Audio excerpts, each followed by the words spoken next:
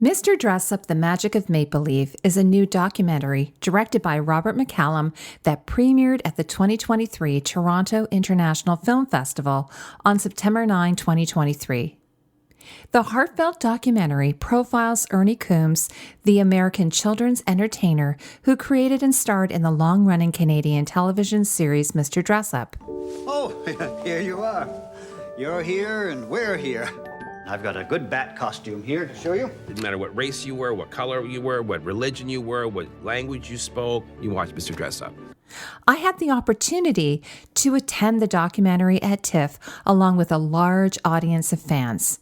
In this video, I'm going to provide a review of the documentary. Now, you might be wondering why I, as a costume channel, am doing a documentary review.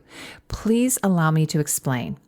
And gentle. Ernie never forgot a child within him, and that informs everything that he does with children.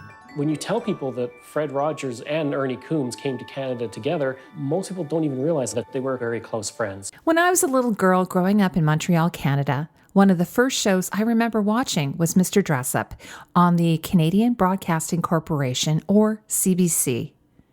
The show premiered just 2 months before I was born, a year before Mr. Rogers' Neighborhood, and 2 years before Sesame Street on PBS.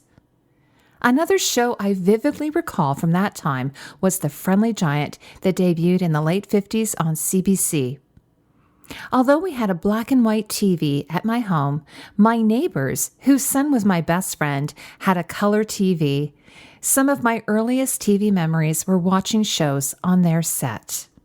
As a Canadian child, Mr. Dressup held immense significance for me. It impacted my choices in education and later my career. Mr. Dressup was incredibly warm and welcoming, and he always showed kindness. In an era when children were often condescended to or even ignored, having a grown man connect with me as a person and speak directly to me through the camera was remarkable. 4,000 episodes, 30 years. There are not that many shows that last that long. Tell us what the secret is to 30 years on the air. I'm a child at heart. It's all doing things that I always liked to do when I was a kid. Ernie Coombs, in his role as Mr. Dressup, was not only charismatic, but also a talented artist. I loved watching him draw with markers and create crafts on the show. However, what truly set Mr. Dressup apart from other kids' shows at the time was his magical tickle trunk. As a child, it was bewildering how every time he opened it, new costumes would appear seemingly from a bottomless pit. He would dress up for us and become that character. The documentary humorously revealed that Mr. Dressup had a meager budget of about $25 per episode for costumes, and the costume designer for the show requested an increase to $35 per episode, considering the show's premise. And of course, that was in Canadian dollars. My love for costumes blossomed thanks to Mr. Dressup's influence. When I later attended theater school and eventually started my own costume shop based out of Toronto, I named it Ms. Dressup as tribute to the show. My late father, who was a skilled carpenter, built a tickle trunk for my business, and we designed it together. This trunk allowed me to share my passion for dressing up and using imagination with children, and I later used it for my own kids. Sadly, I was devastated when I learned of Mr. Dressup's passing. Even though I rarely mourned celebrities, I considered myself a superfan and felt a deep connection to him. His death left a lasting impact on me. I even hung a clipping from the paper above my desk in memory of him on the day of his passing. 6 years ago, I created my costume channel where I discuss film and TV costumes, often sipping from my Mr. Dressup themed coffee cup while researching or recording a voiceover, just like I'm doing now. So when I had a chance to attend the screening of this documentary at TIFF, I couldn't miss it. Now, regarding the documentary itself, it was an excellent experience. The director attended the premiere and his passion for the project was evident. One of the biggest challenges he revealed was sifting through large amount of footage to create the documentary and the many interviews of Ernie Coombs' family and fellow creators. They even constructed a replica of the Mr. Dressup set and interviewed prominent Canadian figures about their memories of the show. Watching the documentary felt like revisiting my childhood through a nostalgic lens. It's always a peculiar feeling to revisit something from your past as an adult. However, I believe anyone who loved Mr. Dressup will appreciate this documentary. It provides comprehensive insights into the show, highlighting Mr. Dressup's kindness, creativity, and imagination.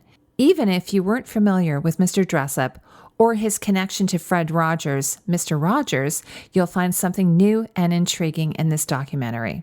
The documentary revealed interesting tidbits, such as the fact that Casey was a pioneering non-binary character.